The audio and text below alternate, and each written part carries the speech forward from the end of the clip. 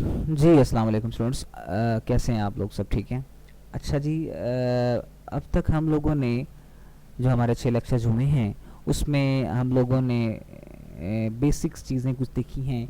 Programme क्या होता है, और फिर प्रोग्रामिंग लैंग्वेज क्या होती है, और फिर उसके बाद ट्रांसलेटर क्या होता है, ट्रांसलेटर की टाइप्स कौन कौन सी होती हैं, फिर characteristics of the C language हमने देखी। उसके बाद जो आज का हमारा लेक्चर है उसमें ये है कि list the 2 reasons why it would be preferred write program in C language rather than the machine language. यानी कि हम सी लैंग्वेज के अंदर प्रोग्राम्स क्यों लिखते हैं, बजाय कि हम अदर लैंग्वेज भी तो एग्जिस्ट कर मशीन लैंग्वेज भी तो एग्जिस्ट करते हैं उसके अंदर क्यों नहीं लिखते। तो ये बात पहले हो चुकी है वैसे तो इन कैरेक्टरिस्टिक्स के अंदर ही, कि हम हाई लेवल लैंग्वेज को क्यों इस्तेमाल करते हैं। उसकी 10-15 रीजन हमने पढ़ी थी।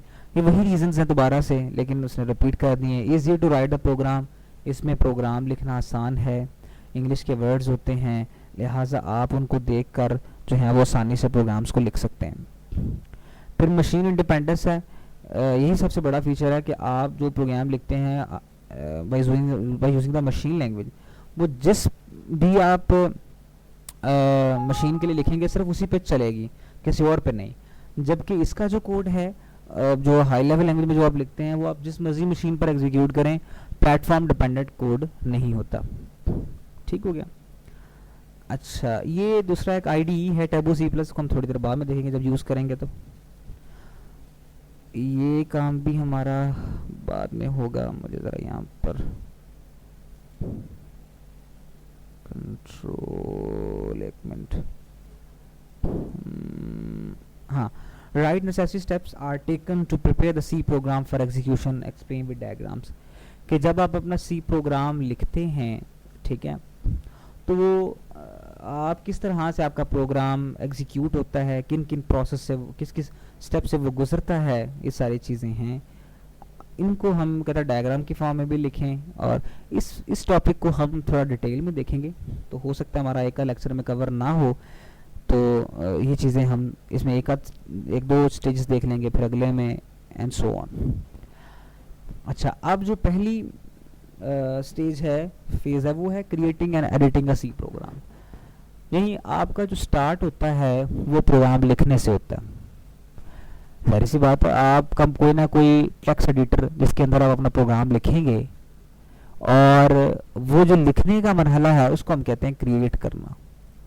एंड एडिटिंग, यानी आपने कोई गलती उसके अंदर होगी, कोई प्रॉब्लम आ गई, तो आप उसमें जो है वो को मॉडिफाई कर देते हैं, ये चीज़ ऐसे नहीं होनी थी, ऐसे होनी थी।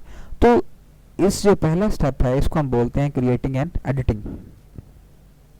ठीक है, और इसमें आप कोई भी टेक्स्ट एडिटर इस्तेमाल कर लें, लाजमी नहीं है कि कंपाइलर इस्तेमाल करें। अब नोटपैड है, नोटपैड प्लस प्लस है, वर्डपैड है, जिसके अंदर मर्जी आप लिख लें।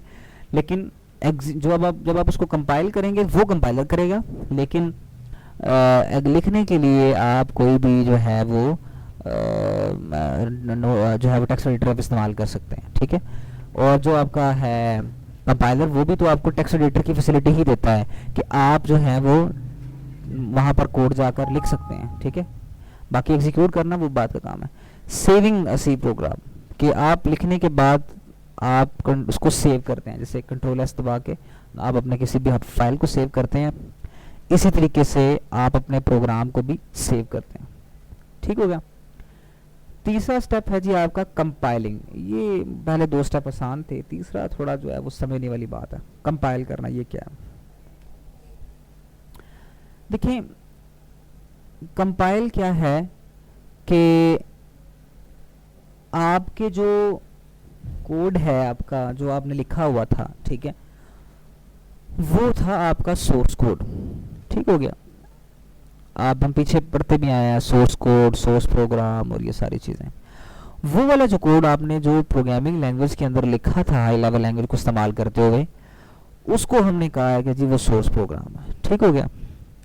लेकिन हमने तो उसको कन्वर्ट करना है इनटू द ऑब्जेक्ट प्रोग्राम, यानी मशीन कोड के अंदर।